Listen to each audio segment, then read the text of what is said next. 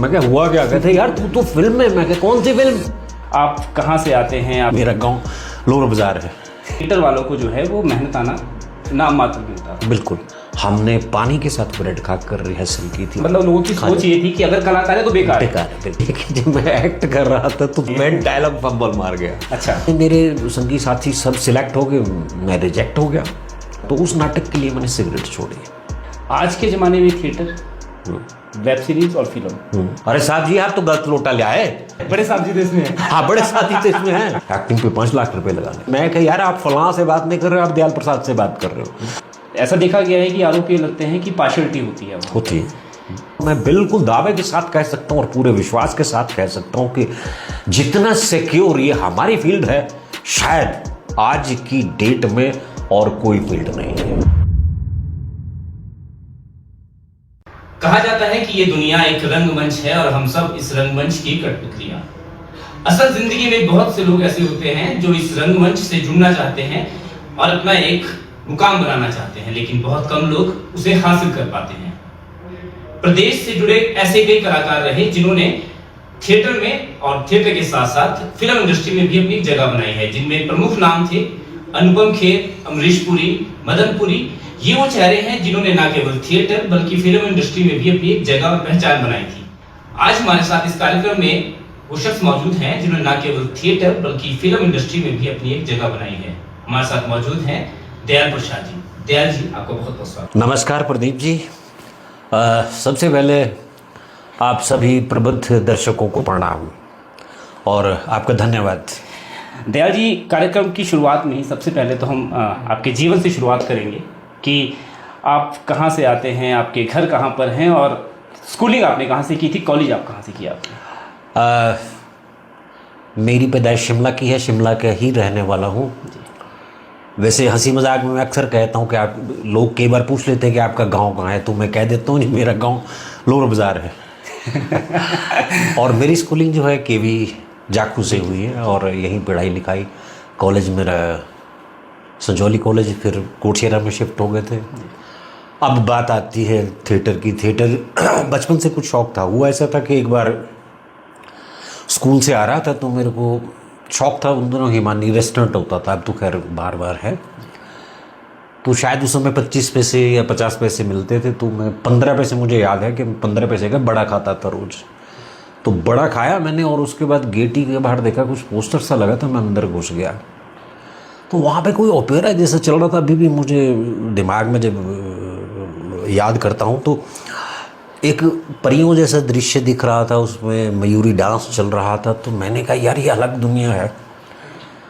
तो कहीं ना कहीं मतलब जो अलग दुनिया की आपने बात कही कि जो चकाचौंध जिसके पीछे आज भी लोग भागते हैं, हाँ। फिल्म की बात करें या थिएटर की बात करें, उसी चीज़ के पीछे आप भी भागे थे। हाँ नहीं, वो एक्चुअली मुझे ऐसा लगा कि ये तिलस्मी दुनिया है, तो इसमें कुछ नया सा है। तो फिर मैं धीरे धीरे गेटी में जाना शुरू हो गया। ये बात रही कि शायद मैं 5वीं कक्षा में था। फिर गेटी में प्रोग्राम्स देखने शुरू कर दिए। कई बार स्कूल से आते जाते, कई बार घर से पूछ के चले जाता था। तो धीरे धीरे शौक डेवलप होने लगा। और फिर क्या हुआ कि करते करते प्रैप में पहुंच गए। और उन दिनों मशहूर अखबार जो है अपना क्या कहते हैं, पंजाब केसरी वालों का क्लब होता था, तो तरुण संगम करके क्लब था।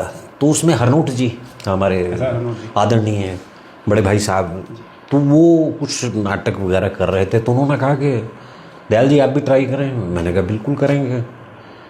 तो उस समय मैंने पहला नाटक खेला था बूढ़ा भारत। और उस समय क्या था कि जिस समय एक ऑडिशन ही कह लीजिए, तो जाके बैठ जाता था। फिर डायरेक्टर साहब को बोलता था सर मैं चाय लेके आता हूँ। चाय वाले की छुट्टी कर दी पहले। फिर सर की सिगरेट ख़त्म होने से पहले ही देखता रहता था कि अच्छा 1 बची है, सर मैं सिगरेट लेके आता हूँ। वो जो उस्तादों वाली बात सुनते आए हैं हम लोग। हाँ। मतलब आपको अगर किसी को उस्ताद बनाना है तो हाँ, तो सेवा करना पड़ता है। तो वो उन सब दौर से आप गुजरे हैं। और फिर लकीली फिर क्या हुआ कि मैं प्रॉक्सी भी करता रहता था। तो 1-2 एक्टर बीच में उनसे अच्छा करने लग पड़ा, तो सर ने कहा कि आप ही करोगे ये रोल। तो इस तरह से मेरे रंगमंच में एंट्री हुई। अच्छा, ये तो आपकी शुरुआती दौर की बात रही, लेकिन हम बात करेंगे कि थिएटर, आप जिस उम्र से आप थिएटर कर रहे हैं, हम आज भी देखते हैं तो उस टाइम पर थिएटर वालों को जो है वो मेहनताना नाम मात्र मिलता था। बिल्कुल। मतलब ये देखा गया है कि शायद चाय और समोसे के दम पे पूरा दिन रिहर्सल होती थी बिल्कुल। और 10-10 दिन की रिहर्सल होती थी। तो आपने कहा कि आप 5 बजे थिएटर कर रहे हैं, तो परिवार वालों ने किस तरह से सपोर्ट किया आपको इस चीज़ के लिए? क्योंकि चलो बचपन में तो हम कर लेते हैं, लेकिन जब हम बड़े होते हैं तो हमारी जिम्मेदारियां बढ़ जाती है, हमारा परिवार है, हमें अपनी पढ़ाई भी देखनी है। उस चीज़ों के बीच में आपको किस तरह से परिवार ने सपोर्ट किया? देखिए क्या हुआ कि मैं शुरू से ही थिएटर पे फोकस हो गया था। जैसे ही मैंने पहला नाटक किया, फिर उसके साथ से दूसरा, तीसरा। और रही बात मेहनत आने की, ऐसा भी नहीं है कि उस ज़माने में मेहनत आना नहीं मिलता था। कुछ एक बहुत अच्छे डायरेक्टर्स थे जो उस समय शायद हमें 2 रुपये 5 रुपये कुछ ऐसी अमाउंट्स मिलती थी, जो बहुत बड़ी अमाउंट होती थी उस समय हमारे लिए। वो धीरे धीरे करके डेवलप होती चली गई चीज़ें। हाँ, लेकिन ये ज़रूर है कि शुरू में जिस समय आप कोई नया काम करते तो गुर्बत ज़रूर आती है, गरीबी से फेस करना ही पड़ता है। एक बार हम प्रोडक्शन कर रहे थे तो बड़ी इंटरेस्टिंग बात है, उस समय क्या था कि पैसे नहीं थे हमारे पास, अपनी प्रोडक्शन कर रहे थे, तो हमारे पास एक ही ऑप्शन था, या हम चाय पी लें या ब्रेड खा लें। भूख भी लग रही थी, चाय की तलब भी आ रही थी, तो हम लोगों ने डिसाइड किया कि ब्रेड मंगाते हैं। आप विश्वास करें या ना करें, लेकिन बहुत बड़ी सच्चाई है कि हमने पानी के साथ ब्रेड खाकर रिहर्सल की थी, और एक दिन नहीं, लगभग हफ्ता ये क्रम चलता रहा था। तो कभी ऐसा और बात रही सपोर्ट की भी आपने बात की थी। फैमिली की सपोर्ट मेरे को शुरू से रहा, क्योंकि पिताजी, हमारी दुकान है, व्यवसायी हैं, तो उस समय पिताजी मेरे बहुत स्ट्रिक्ट थे, इतने ज़्यादा स्ट्रिक्ट थे कि फिल्मों का या टीवी का हम नाम भी नहीं ले सकते थे। तो मैंने डरते डरते उनसे पूछा कि पिताजी क्या मैं कर लूँ। उसके पीछे भी इंसिडेंट आपको बताता हूँ कि हुआ ये था कि उन दिनों क्या होता था, अखबारें गिनती की थी, तो पिताजी उर्दू अखबार पढ़ते थे। जब पहला नाटक खेला था तो उसमें नाम था फलां फलां कलाकार ने भाग लिया, और अखबार में नाम आना बहुत बड़ी बात होती थी। तो मेरे को पिताजी ने आवाज़ मारी, ए इधर आ। मैं कहा हाँ जी। मैं क्या पता नहीं क्या हो गया, सिर कांटे, यार तेरा तो नाम छपा है। और पिताजी के वो शब्द दिल को छू गए। उन्होंने कहा यार कम से कम हमारी पिछली 7 पुश्तों में कभी नाम नहीं छपा है, और तेरा नाम अखबार में छपा है। तो मैंने कहा डैडी मैं क्या कंटिन्यू कर लूँ? हाँ वैसे तो है, शब्द जो थे उनके है तो कंजरों का काम, पर कर ले। एग्जैक्टली। मतलब ऐसा कहा जाता है कि मतलब कलाकार यानी कि बेकार। पहले की माने, मतलब लोगों की सोच ये थी कि अगर कलाकार है तो बेकार, बिल्कुल कुछ नहीं करता। बिल्कुल। तो आप ये कह रहे हैं कि शुरुआती दौर में जो है परिवार से आप, हाँ, पिताजी ने बहुत सपोर्ट किया, और पिताजी ने मेरे को ये कहा था कि देखो आपका शौक है आप करिए। और उसके बाद तो फिर मैं रेगुलर जब थिएटर शुरू कर दिए थे तो पिताजी नाटक देखने भी आते थे। और मेरी एक अच्छी आदत ये रही थी कि पिताजी से मैं कुछ भी छुपाता नहीं था। मैं जो भी उल्टा सीधा काम वैसे तो किया नहीं था, करता भी था तो मैं बता देता। तो एक बार पहली बार जब मैंने ड्रिंक किया था, पहले करते थे उस समय, तो पिताजी को बता दिया था कि डैडी पार्टी में गए थे, मैंने एक पैग पी लिया था। तो उन्होंने कहा अच्छी बात है, मुझे पता होना चाहिए कि मेरा बेटा क्या कर रहा है। कल को कोई मेरे को कहे कि फलां शख्स आके कह रहा है कि ये सिगरेट पी रहा था। मैंने कहा जी सिगरेट, उस समय मैं सिगरेट नहीं पीता था। अब हम आगे चलते हैं, इस चीज़ को आगे लेके चलते हैं कि ये तो बात रही आपके स्कूल टाइम की। आप कॉलेज में गए, कॉलेज में आपने किस तरह से नाटक शुरू किए, या ऐसे कौन से नाटक हैं? आपने पहला बताया आपने नाटक आपका बूढ़ा भारत करके था। उस नाटक से जुड़ी कोई आपकी ऐसी स्मृति हो, ऐसी कोई याद हो जो आप साझा करना चाहें हमारे साथ? या फिर कॉलेज दौर में जो आप कॉलेज में नाटक शुरू किए हैं, उस दौर के कोई नाटक जो आपको आज तक याद हो, आपको लगता है कि मुझे इस नाटक के बारे में चर्चा करनी चाहिए? पहले नाटक क्या, जहाँ तक आपने प्रश्न किया, बड़ी इंटरेस्टिंग इंसिडेंट मेरे साथ घटा था। मैंने डैडी को बोला कि आप नाटक देखने आए। तो नाटक ये होता है 5 से 6 से 8 ऐसे चलते हैं, शाम ही को होते हैं नाटक। तो पिताजी ने कहा मैं कहाँ पाऊँगा यार, दुकान में दिखनी है तेरे नाटक देखने। लेकिन जब मैं एक्ट कर रहा था तो सडनली मुझे पिताजी हॉल में दिखे और मैं डायलॉग फंबल मार गया। अच्छा। तो वो बड़ा इंटरेस्टिंग इंसिडेंट था। खैर मैं वापस मुड़ रहा हूँ अपने कैरियर की तरफ। धीरे धीरे हमने शुरू कर दिया। फिर मैं कॉलेज पहुँचा, और कॉलेज में ऐसा था कि उस समय तक हमारा थोड़ा बहुत नाम हो गया था। तो ऑडिशन देने जब गए तो प्रोफेसर सुनील होते थे, बहुत अच्छे टीचर थे वो। तो प्रोफेसर साहब ने कहा कि थे वो, भाई तुम कहाँ जा रहे हो, तुम तो यहाँ बैठो, तुमने तो ऑडिशन लेना है। तो फिर हमारे मित्रों ने मिलकर हमने नाटक खेला था वो समय गड्ढा। तो यूथ फेस्टिवल जो है, वैसे भी यूथ फेस्टिवल के आज तो खैर बहुत हाई स्टैंडर्ड से, उस समय से हाई स्टैंडर्ड से, इस विषय पर चर्चा में हाँ, इसके बाद में करते हैं। लेकिन यूथ फेस्टिवल में जाके हमने अपने आप को थोड़ा सा पाया कि नहीं, हम लोग थोड़े कमज़ोर हैं, तो दुगनी शक्ति से आकर थिएटर शुरू कर दिया और उसके बाद कंटिन्यूसली मैं थिएटर से जुड़ता चला गया। हाँ, एक चीज़ ज़रूर है कि 1984 में एक NSD की वर्कशॉप हुई थी, तो उसमें मेरे संगी साथी सब सिलेक्ट हो गए, मैं रिजेक्ट हो गया। अब क्या करूं, मुझे तो था कि मुझे सीखना है। तो मैं क्या करता था, वो पंचायत भवन में सब ठहरे होते थे, तो जैसे 5 बजे उनकी क्लास होती तो मैं उनके नोट्स पूरे कॉपी करता था, फिर उनसे पूछता था, रात को 12-1 बजे तक उनके साथ डिस्कशंस करनी। तो वो कहीं ना कहीं इनडायरेक्टली मैंने सीखा। अच्छा, इसी बात को कंटिन्यू करते हैं। आपने कहा कि आपने नोट्स बनाए, आपने सीखा। एक अच्छे कलाकार के लिए, एक अच्छे थिएटर आर्टिस्ट के लिए सबसे बेहतरीन गुण क्या होना चाहिए ताकि वो एक अच्छा कलाकार बन पाए? देखिए, जैसे जितना मुझे समझ में आया आज तक, रंगमंच में 3 चीज़ें बहुत आवश्यक हैं, 3-4 चीज़ें होती हैं बेसिक। एक तो सबसे पहले कि बहुत ज़्यादा ईमानदारी होनी चाहिए, दूसरा वक्त का बड़ा पाबंद होना चाहिए, और तीसरा ये है कि हमेशा सच बोलना है, क्योंकि हम सच झूठ जो भी बोलते हो वो कहीं ना कहीं हमारी पर्सनैलिटी से रिफ्लेक्ट होता है। तो ये बेसिक नीड्स हैं कलाकार बनने के लिए। और अगर बात करें चैलेंजेस की, आपका एक लंबा अनुभव है इन सब चीज़ों के बीच में, आपने एक लंबा टाइम स्पेंड किया है थिएटर में भी और फिल्म में भी। तो एक चैलेंजिंग होता है, इंसान सोचता है कि यार ये करैक्टर मेरे लिए बहुत चैलेंजिंग है। हम सोचते हैं कि यार ये करैक्टर करना मेरे लिए टफ होगा। ऐसा कोई करैक्टर आपकी नज़र में हो कि आपको लगा कि यार मुझे डायरेक्टर ने ये करैक्टर दिया है, लेकिन क्या मैं इसे निभा पाऊंगा? और अगर आपको लगता है कि आप नहीं कर पा रहे हैं, तो उसको करना किस तरह से आप ढालते हैं उसमें अपने आप को? देखिए, क्या है कि वैसे तो माँ सरस्वती की कृपा रही, ऐसा कोई ड्रीम करैक्टर नहीं है मेरी लाइफ में जो मैंने नहीं किया, लेकिन हाँ, टफ करैक्टर मेरे लिए रहा है। कबीरा खड़ा बाज़ार में भीष्म साहनी जी का नाटक हो रहा था और 20 दिन शो को बचे थे, तो एकदम हमारी डायरेक्टर अमला राय जी, आदरणीय अमला राय, बहुत काम किया उनके साथ मैंने। तो उन्होंने कहा, दयाल ये कबीर का रोल आपको करना है। अरे बाप रे बाप, वो इतनी बड़ी बुक है, अब क्या करूँ, मतलब 20 दिन बहुत कम होते, फुल लेंथ प्ले है, आपको याद भी करना है। और उस नाटक के लिए, उस समय मैं स्मोक करता था, तो उस नाटक के लिए मैंने सिगरेट छोड़ी और मॉर्निंग वॉक पे ज़िंदगी में आज तक नहीं गया हूँ।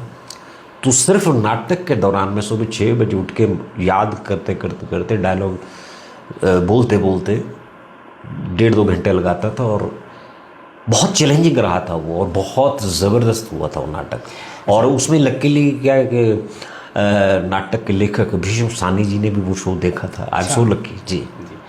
अच्छा, नाटक जब हम करते हैं ना, मतलब मेरा अपना मानना है कि हम जो है उस कैरेक्टर में डूब जाते हैं।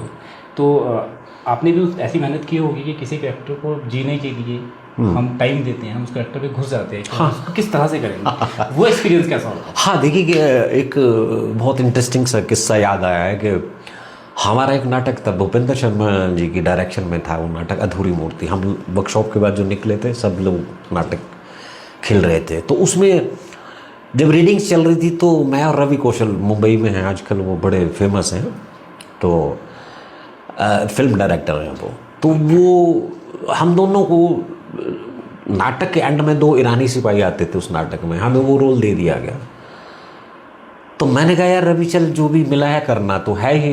जब हम पढ़ते थे उसको तो वो ऐसे लगता था क्या है, क्योंकि उसमें बहुत लंबे चौड़े डायलॉग तो थे नहीं, और उसमें कहते थे थोड़े फारसी के डायलॉग थे और थोड़ा उर्दू टच थे, जैसे ए भाई किधर जा रहा है, उसमें नुक्ते हर जगह लगते थे।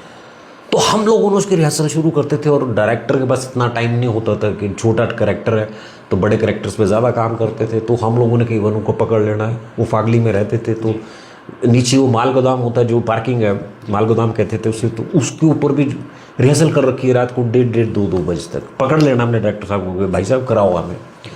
तो वो अभ्यास इतना ज़्यादा किया हमने कि वो सुपर डुपर हुए करेक्टर, और जितने मेन करेक्टर्स थे वो भी ये सोच रहे थे कि काश ये रोल हमने किए होते। और उस नाटक का असर जो मेरे तलफ़ुज़ है, मेरे प्रोनाउंसिएशन पे 1 साल रहा, हर जगह नुक्ता लग जाता था। तो 1 साल तक मतलब ईरानी सिपाही कहीं कहीं आत्मसात हो गए, लेकिन उससे सीखा था। उससे तब ये सीखा कि इतना ज़्यादा आत्मसात भी नहीं करना है कि आपके ऊपर वो करेक्टर आम जीवन में वो आ गया। आम जीवन में। अच्छा दयाल जी, अब एक चीज़ और आपसे जानना चाहेंगे कि आपने थिएटर भी किया है और आपने कहीं ना कहीं फिल्म, वेब सीरीज़ और सीरियल्स में भी काम किया है। आज के ज़माने में थिएटर, वेब सीरीज और फिल्म, इन तीनों को आप किस तरह से देखते हैं? देखिए फिल्म तो फिल्म ही रहेगी। फिल्म में अगर आप छोटा सा करेक्टर भी करते हैं तो आप वर्ल्ड वाइड भी पहचाने जा सकते हैं। सपोज मैं अपना एक उदाहरण देकर समझाता हूँ कि अगर मैं कहूँ कि रंगमंच, मतलब आज की डेट में भी 50% को रंगमंच का मतलब ही पता नहीं होगा। खैर, जब मैं, अब देखिए जैसे दर्शकों को, आपको बहुत से लोगों को पता भी होगा, आप दर्शकों को, कि मैं फिल्म में जैसे 3 इडियट फिल्म है, 3 इडियट में मैंने छोटा सा रोल किया है। आप विश्वास नहीं करेंगे कि उस समय जब मैंने वो करेक्टर किया था तो मैंने किसी को बताया नहीं। मैंने कहा यार इतना सा करेक्टर क्या बताना, मुझे शर्म जैसी आ रही थी। बड़े क्लियर बता रहा हूँ। और करते करते करते क्या हुआ कि on that day I was in Agra. तो आगरा में मुझे मुंबई से एक फ़ोन आ रहा है, फिल्म इंडस्ट्री के एक मित्र है, नाम नहीं लूँगा उनका। तो उन्होंने कहा अरे दयाल तू छा गया। मैं क्या हुआ भाई? अरे बॉस तूने तो कमाल कर दिया। मैं क्या हुआ? क्या कहते यार तू तो फिल्म में। मैं क्या कौन सी फिल्म?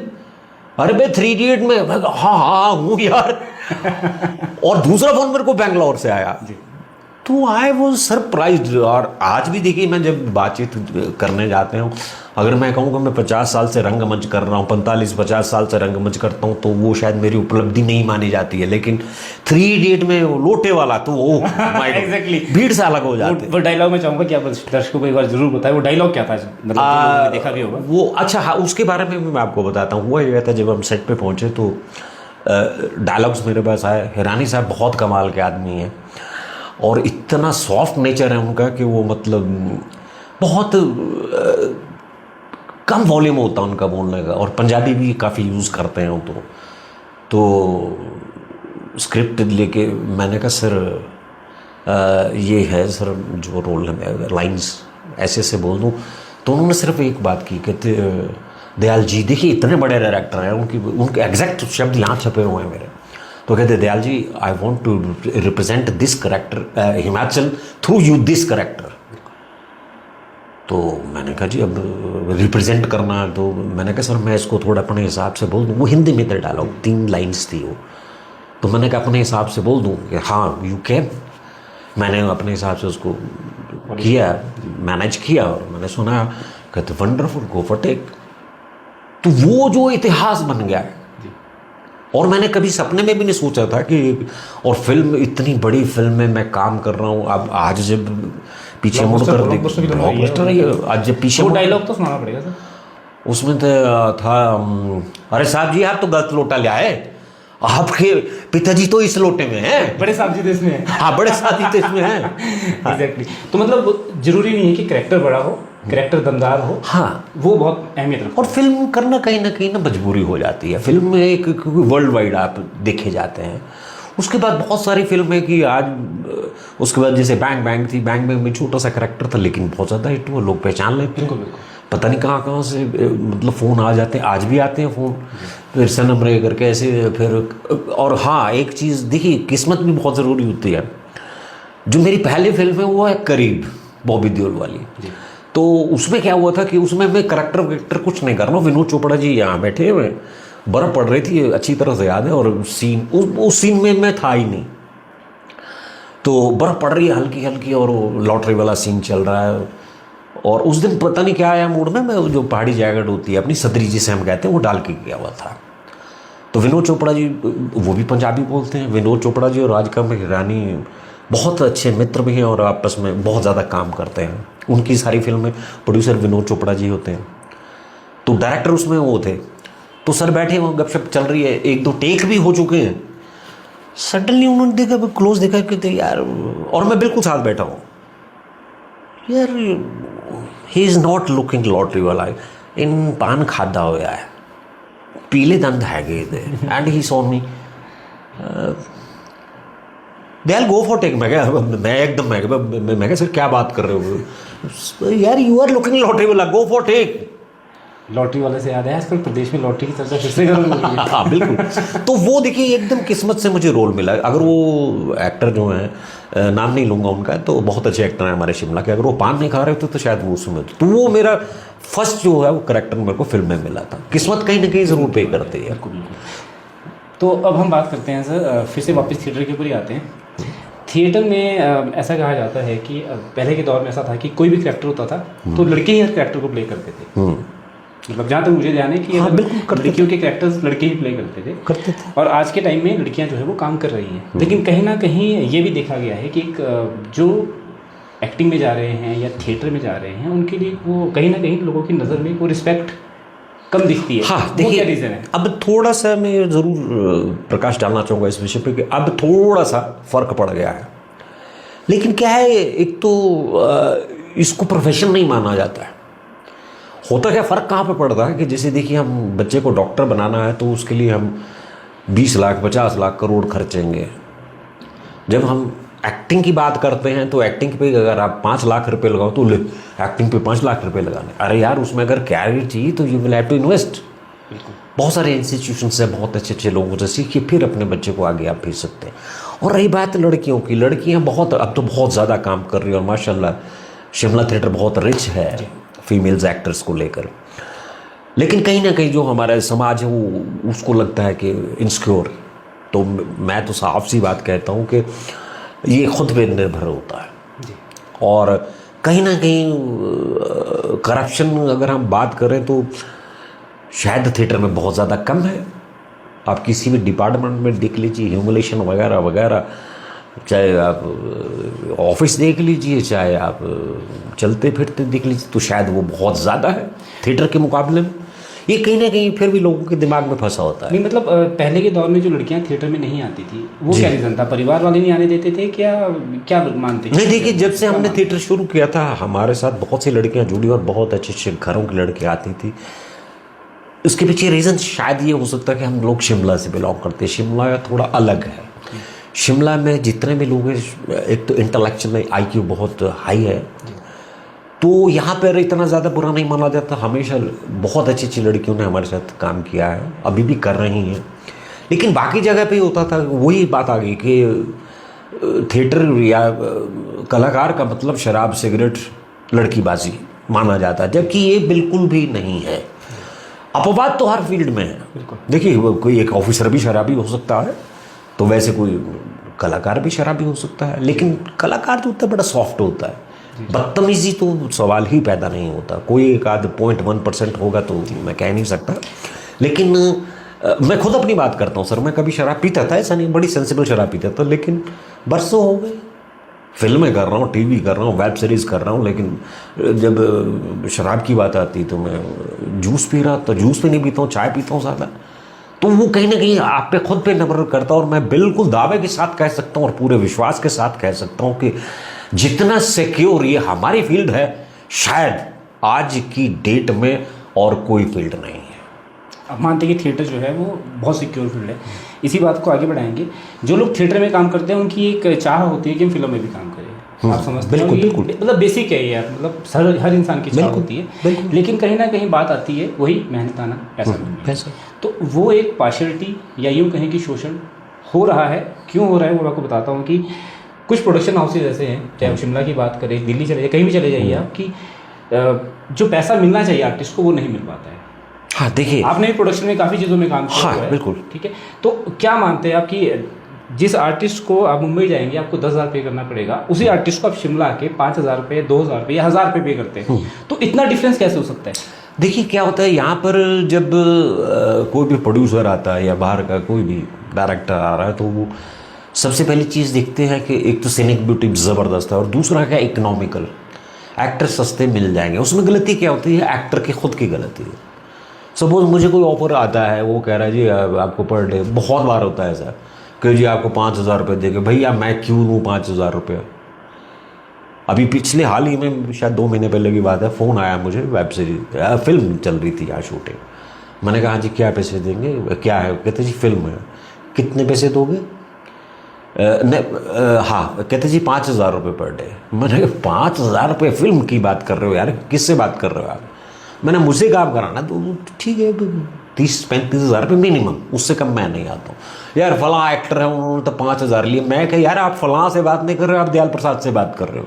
तो अपना स्टेटस रखना पड़ता है अगर आपको काम आता है तो।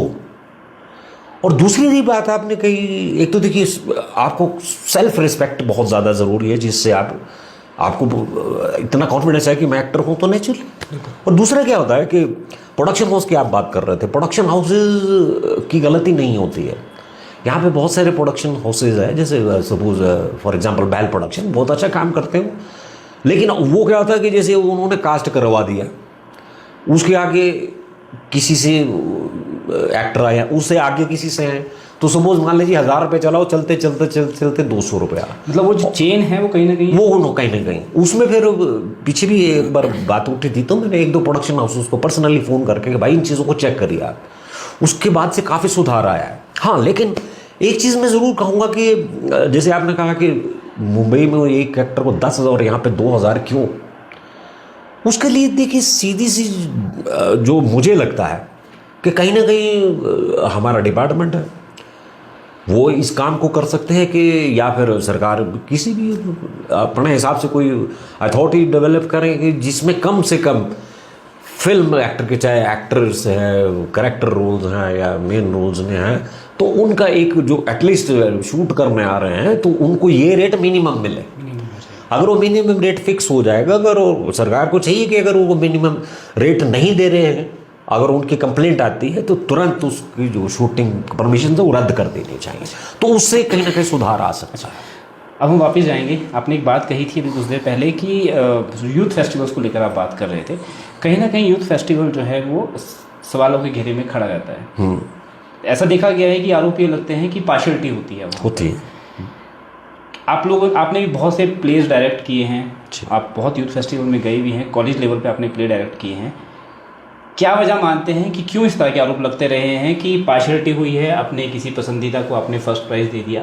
ये सब क्या है? क्योंकि देखिए, अगर आप एक्टिंग की बात करेंगे तो एक्टिंग अभिनय तो आपका थिएटर पे दिख रहा है, आपके स्टेज पे दिखाई दे रहा है, तो वो तो किसी छुप नहीं सकता। आप उसमें पार्शियलिटी कैसे कर सकते? तो पार्शियलिटी किस तरह से होती है? देखिए, मैं आपको बताऊं, सबसे पहले मैं यूथ फेस्टिवल अपने से शुरू कर रहा हूं। मैंने 2002 में शुरू किया था और आई एम सो लक्की, इसमें बस गिनती तो मुझे याद नहीं है, 7-8 फर्स्ट प्राइज़ ले चुका हूँ।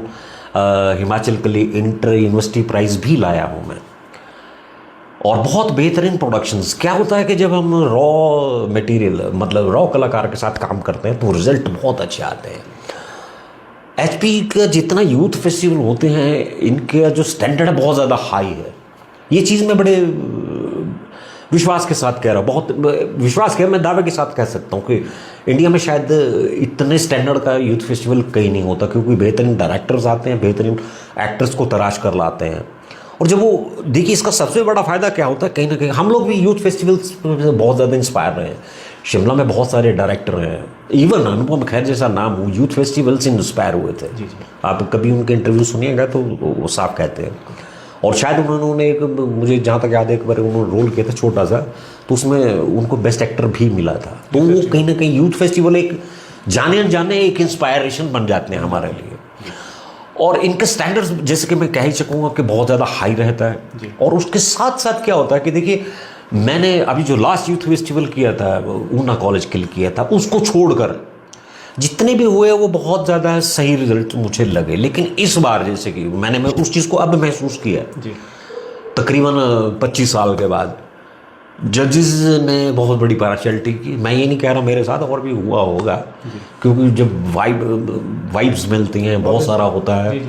और जजेस कहीं ना कहीं क्या करते हैं, देखिए होस्ट कॉलेज कहीं ना कहीं प्रेशर डाल देते हैं। और सबसे बड़ी चीज़ क्या है कि यूनिवर्सिटी, ये जो यूथ फेस्टिवल्स हैं, ये यूथ एंड स्पोर्ट्स के अंडर आते हैं, तो वो शायद हटा करके उन्हें यूनिवर्सिटी को अपने अंडर लेना चाहिए। एक कारण तो मुझे ये लगता है। और कहीं ना कहीं जो जजेस हैं ना, जजेस की जो कुछ एक जजेस ऐसे आ जाते हैं जिन्होंने मतलब 4 नाटक नहीं खेल रखे और जजेस की जजमेंट पे आ जाएंगे। तो बल्कि इस बार देखिए, छोटा मुँह बड़ी बात कर रहा हूँ, बहुत सारे डायरेक्टर्स मुझे मिले, प्रोफेसर्स हैं जानने वाले, तो वो कह रहे हैं कि यार वाला नाम नहीं ले सकता किसी का, तो ये जज तो आप लोगों को जज करने के कैपेबल ही नहीं है। तो कहीं ना कहीं यूनिवर्सिटी को या जो भी विभाग है उनको चाहिए कि अच्छे से अच्छे जजेस सामने आए और उनके ऊपर प्रेशर क्रिएट ना हो। क्योंकि प्रेशर क्रिएट होता है, अब तो जहाँ तक मैंने सुनने में आता है बीच में कहीं कि ये ऊपर हिमाचल का है, ये निचले हिमाचल का, तो ये चीज़ें हटनी चाहिए। जबकि मैं आई एम सो लक्की, मैंने कुल्लू में भी प्राइज़ लिया है फर्स्ट प्राइज़, मैंने रोडू में भी फर्स्ट प्राइज़ लिया है, मैंने शिमला में भी फर्स्ट प्राइज़ लिया है, मैंने बिलासपुर में भी फर्स्ट प्राइज़ लिया है। तो मुझे तो कभी ऐसा महसूस नहीं हुआ। हाँ, लेकिन इस बार ज़रूर हुआ कि वो कुछ ना इज़म डेवलप होने हैं। लेकिन जहाँ तक कलाकारों की बात है, कलाकारों में कभी भी इज़म नहीं होता है जी। मुझे अगर जैसे देखिए, अब मंडी के नाटक आते हैं, बहुत अच्छे कलाकार हैं वहाँ के, बहुत अच्छे डायरेक्टर्स हैं। जब उनके नाटक देखता हूँ तो अच्छा होगा तो बहुत मज़ा आता है उनके, और हम वाह वाह करते हैं। ऐसे ही हमारे नाटकों के साथ होता है। अब मुझे इस साल जैसे प्राइज़ नहीं मिला था, मैं तो खुद हैरान रह गया। कुछ लोग ऐसे थे, जगह नहीं बता सकता, उन्होंने खुद कहा, जिनको प्राइज़ मिला कि भाई साहब हमसे ज़्यादा तो डिजर्व ही आदमी करता था। तो वो कहीं ना कहीं प्रश्न तब तक रहेगा जब तक कि आप सही आदमियों को डिप्यूट नहीं करेंगे और उनको ऊपर प्रेशर नहीं होगा। तो ये होना चाहिए। अच्छा, अब आप एक बात और बताइए कि आपने कहा कि आपने थिएटर भी किया है, आपने प्लेज भी लिखे हैं, और आज के अगर हम परिप्रेक्ष्य की बात करें, आज के दौर में क्या है कि अब वेब सीरीज़ बहुत ज़्यादा शुरू हो चुकी हैं। मैंने देखा है कि हिमाचल में भी कुछ एक लोग इस पर काम कर रहे हैं, लेकिन आप इतने सीनियर हो चुके थे, टाइम से काम कर रहे हैं, आपने इस बारे में कभी सोचा कि हम वेब सीरीज़ में काम करें? क्योंकि अब हम बात करें पड़ोसी राज्यों की, आप पंजाब जाएंगे तो वहाँ पर म्यूज़िक इंडस्ट्री है, चाहे फिल्म इंडस्ट्री है, वो काफ़ी ज़्यादा डेवलप है। और इस मामले में हमारा जो हिमाचल है वो बहुत पिछड़ा हुआ है। मतलब मेरा मानना है कि उतना डेवलप नहीं है जितना होना चाहिए था।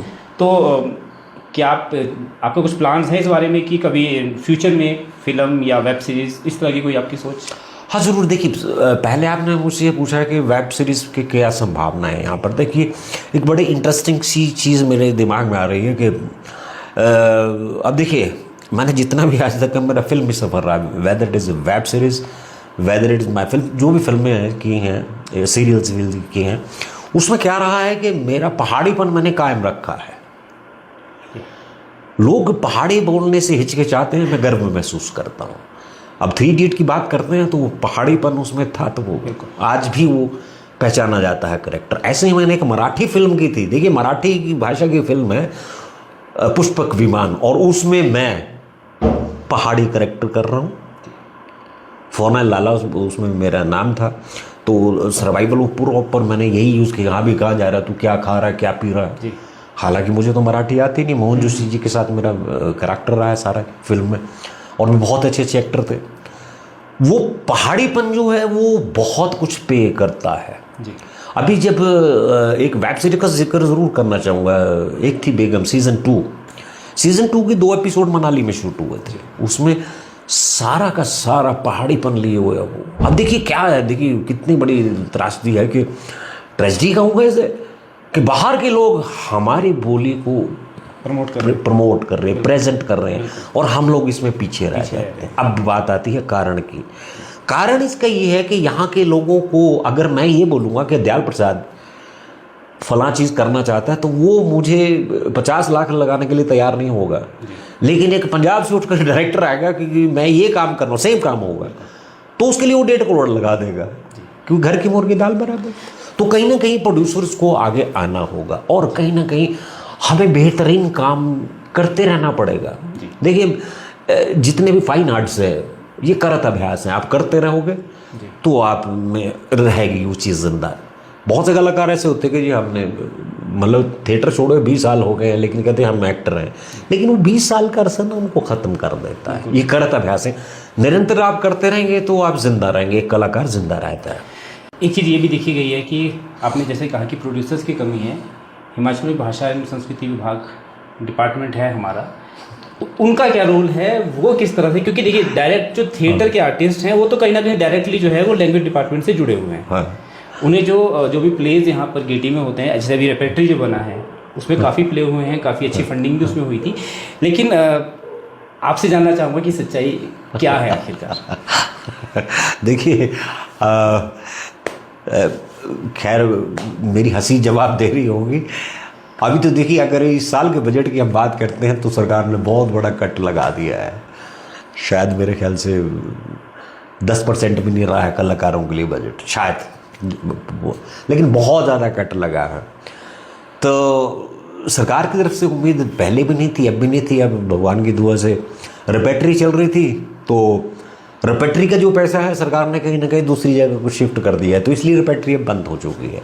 सरकार से आग्रह रहेगा कि अगर आप ये बात में इतनी सच्चाई है अगर मेरी बात में, तो कम से कम जो गेटी का पैसा है वो तो वहाँ लगने दे, तो कहीं ना कहीं कलाकार चलते रहेंगे। और बाकी सरकार ऐसा बीच में फिल्म इंडस्ट्री की बात उठती है, जी जी, लेकिन वो एक सपना ही बनकर रह गया, मतलब और मुझे नहीं लगता कि हो पाएगा। सब्सिडी हो पाएगी। हाँ, लेकिन अभी एक मुहिम ज़रूर उठी है कि यहाँ पर कोई ना कोई अकादमी, जैसे साहित्य कला अकादमी है या हमारे इंडी थिएटर वगैरह वगैरह इस तरह के इंस्टीट्यूशन, उसके लिए हम सब कलाकार मिलकर कोशिश करेंगे और वो पॉसिबल है। मतलब आप एक चीज़ तो आप मानते हैं कि कहीं ना कहीं सरकार जो है कलाकारों की अनदेखी कर रही है।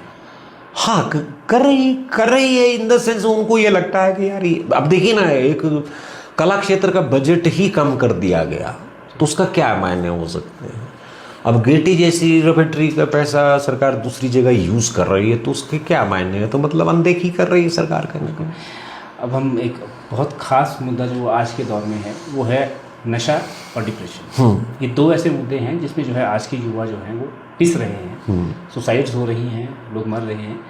एक थिएटर की नज़र से या एक आर्टिस्ट की नज़र से, कलाकार की नज़र से आप किस तरह से जो अवेयरनेस दे सकते हैं, या और भी आर्टिस्ट है अवेयरनेस दे सकते हैं, इस बारे में आपका क्या कहना है कि किस तरह से जो आर्टिस्ट को आगे आना चाहिए? क्योंकि कुछ एक आर्टिस्ट आपके थिएटर के अभी भी हैं जो काम कर रहे हैं, छोटे छोटे शॉर्ट्स बना कर वीडियो डालते हैं, जो एक अच्छी बात है, क्योंकि जो कहते हैं बुराई हमारे समाज को कोई ख़राब कर रही है तो उसके अगेंस्ट सबको खड़े होना चाहिए।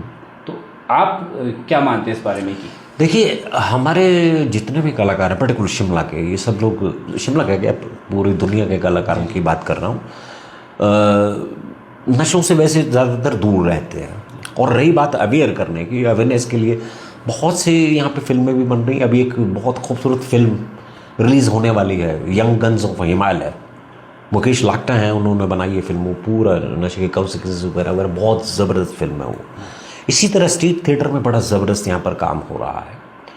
यहाँ पर बहुत अच्छे अच्छे ग्रुप्स हैं, हमारे बहुत अच्छे अच्छे डायरेक्टर्स हैं जो नशे के ख़िलाफ़ मुहिम चलाते रहते हैं। उसमें सरकार की इन्वॉल्वमेंट ज़रूर होती है, क्योंकि ये छोटे छोटे बजट वाले होते हैं, और कहीं ना कहीं हम लोग सबकी कोशिश ये रहती है कि नशों से दूर रहें। और देखिए, कहीं ना कहीं मेरा ये मानना ज़रूर है, क्योंकि बात दर्शकों से हो रही है, हम लोग एक गलती ज़रूर कर जाते हैं कि आज की व्यस्त जो है हमारा कार्यक्रम होते हैं, पेरेंट्स का भी, बच्चों का भी, हम लोग बच्चों की तरफ ध्यान नहीं देते हैं। और दूसरा क्या होता है, हम अपने बच्चे के अवगुण देखना ही नहीं चाहते। कोई बोल भी देगा कि आपका बच्चा ऐसा कर रहा था, नहीं वो तो कर ही नहीं सकता, हाँ वो पड़ोसी का बच्चा बदमाश है। तो ये बहुत बड़ी बात है। हमें कहीं ना कहीं अपने एक्सेप्ट तो करना पड़ेगा, अपने बच्चे का पूरा ध्यान रखना है और उसकी गलती को स्वीकार करना होगा। अगर कोई संदेश आप तक पहुंचता है तो आप पड़ोसी के बच्चे की परवाह प्लीज़ ना करें, अपने बच्चे की परवाह करें। तो चलिए इस बात को हम अब अंतिम दौर के ओर जाते हैं। बिल्कुल। आपका लंबा कैरियर रहा है थिएटर में, फिल्म में। आने वाले टाइम में आपके कुछ प्रोजेक्ट्स आपके माइंड में हो, या ऐसा कुछ आप सोच रहे हो जो आप करना चाहते हो, जब दर्शकों को बताना चाहते हो कि मेरी प्लान्स दिए हैं, चाहे वो थिएटर मतलब चाहे डायरेक्शन के लिए हो, या फिर अगर आपका खुद का कोई प्ले आप चाहते हैं कि मैं खुद प्ले करना चाहूँगा, कोई आपका ड्रीम प्ले हो जो आप चाहते हैं कि नहीं अभी मुझे ये प्ले करना रहता है? हाँ, देखिए, इसके लिए तो मैं बल्कि आप लोगों से भी आग्रह करूँगा कि मेरी बात को बड़े ध्यान से सुनें और उस पर विचार भी करें। अभी तो मेरी 2 फिल्में एक तो रिलीज़ हो रही है फॉरेन में, 5-6 जगह वो प्राइज़ वगैरह भी ले चुकी है। मैंने उसको ज़्यादा भी प्रमोट नहीं किया अपने पेज वगैरह पे। एक फिल्म है बनी है सोच करके, और जर्मनी के डायरेक्टर हैं वो, बेसिकली यहाँ हिमाचल से, अर्की साइड से, तो बहुत ज़बरदस्त फिल्म बनी है वो और वर्ल्ड वाइड धूम मचा रही है। शायद अब भी एक फेस्टिवल अब उनका शायद शिमला में भी होगा तो शायद दिखाई जाएगी। तो एक फिल्म तो वो है अभी जो चल रही है, और एक फिल्म मेरी जो मैंने कहा यंग गन्स ऑफ हिमालय, बहुत ज़बरदस्त फिल्म है क्योंकि मैंने उसमें एक पापा का रोल किया है हीरो के, तो बड़े मार्मिक सी फिल्म है, नशे के कॉन्सिक्वेंसेस वगैरह। और अब बात मैं करता हूँ अपनी, अभी हाल ही में मैंने एक नाटक खेला है खिंद, जो मैंने यूथ फेस्टिवल में खेला था, उसको मैं थोड़ा ब्रॉड करने जा रहा हूँ। मैं शायद उसको 1.5-2 घंटे का बनाने जा रहा हूँ। और सब्जेक्ट खिंद का मतलब आप सभी दर्शक जानते होंगे, खिंद का मतलब होता है कि वो चीथड़ों का, जो पुराने कपड़ों के जो रजा गद्दा टाइप का बनाया जाता है, उसको लेकर आया। तो बहुत से लोगों ने मेरे से पूछा भी था कि क्या है इसको, इस पर क्या किया जा सकता है। मैंने किया है और बेहद पसंद भी किया गया है। तो इसको मैं कहीं ना कहीं मेरी शुरू से आदत रही है कि मैं अपना आंचलिक बोलियों को लेकर बहुत ज़्यादा काम करता हूँ, और जितना भी मैंने काम किया है वो कहीं ना कहीं टचेस, पहाड़ी टच के साथ ही काम किया मैक्सिमम। तो खिंद तो वैसे ही पहाड़ी है, बिल्कुल। तो खिंद को मैं एक वाइड कैनवस पे बहुत जल्दी खेलने की कोशिश करूं, और आप में से कोई दर्शक प्रोड्यूस करना चाहे तो ज़रूर प्रदीप जी से संपर्क करें। और खिंद के ऊपर भी मैं फिल्म की कोशिश कर रहा हूँ, तो अभी थोड़ा राइटिंग का प्रोसेस जारी है, और इसके साथ साथ एक दो प्रोजेक्ट्स और हैं जो कि पाइपलाइन में हैं। हो सकता है बहुत जल्दी वेब सीरीज़ में अपनी प्रमोट कर। ये आपका जो ये हमारा जो शो है ये यूथ तक पहुंचने वाला है, तो हम जी। चाहेंगे कि यूथ जो लोग थिएटर में जुड़ना चाहते हैं, इंडस्ट्री में जाना चाहते हैं, उनके लिए आपका कोई संदेश जो आप देना चाहते हैं? देखिए, अगर कोई भी यूथ के लिए सबसे बड़ा संदेश मेरा ये रहेगा कि गलत काम ना करें। गलत काम का बैरोमीटर आपको ज़रूर समझाना चाहूँगा कि गलत काम का बैरोमीटर एक ही होता है, जिस काम को आपके माँ बाप मना कर दें वो काम गलत है, और जो वो बोल दें करो वो सही है। अगर आप थिएटर ज्वाइन करना चाहते हैं तो प्लीज़ अपने मम्मी पापा से कहिए। और अब बात है माँ बाप से, मैं आपसे हाथ जोड़कर रिक्वेस्ट करूँगा कि देखिए, बहुत अच्छा कैरियर है, थिएटर में भी बहुत अच्छा कैरियर है, बहुत सारे इंस्टीट्यूशंस हैं। शिमला में बहुत गजब का थिएटर होता है। आप अपने बच्चों को रंगमंच से जोड़ें। मैं ज़रूर ही नहीं कह रहा कि व्यावसायिक तौर पर आप जोड़ें, शौकिया तौर पर आप जोड़ सकते हैं। इससे ना आपके बच्चों की पर्सनैलिटी डेवलपमेंट होगी, बहुत ज़बरदस्त उभर के आता है एक जो भी रंगमंच से जोड़ता है। तो अपने बच्चों को रंगमंच से ज़रूर जोड़िए, भले आपने प्रोफेशन उनसे करवाना है या नहीं करवाना है। और हमेशा जितने भी आप युवा मेरी बात को सुन लें, अगर आप चाहते हैं थिएटर करना है तो शिमला में आप कभी भी गेटी से बहुत सारे अच्छे अच्छे डायरेक्टर्स हैं। मेरा नंबर तो आप इनसे भी ले सकते हैं, तो हमसे संपर्क कर सकते हैं, हम आपको सही मार्गदर्शन कर सकते हैं। और माँ बाप से पुनः रिक्वेस्ट करूँगा कि अगर प्रोफेशन बनाना है तो जैसे हम डॉक्टर बनाते हैं वैसे ही एक्टर बनता है, तो उसमें पैसा इन्वॉल्व रहता है। उसमें भी आप हमारे से संपर्क कर सकते हैं, कैसे कैसे आगे बच्चे को ले जाना है। बस इतना ही कहना है, और बहुत अच्छा लग रहा है आपके साथ बात करके। इन्होंने अपनी पूरी जीवन की जो यात्रा थी उस बारे में हमें बताया, और हमारी कोशिश यही थी कि यूथ अगर इस फील्ड में आना चाहता है, थिएटर में आना चाहता है, फिल्म इंडस्ट्री में जाना चाहता है, तो क्या जरिया बन सकता है, किस तरह से काम कर सकते हैं।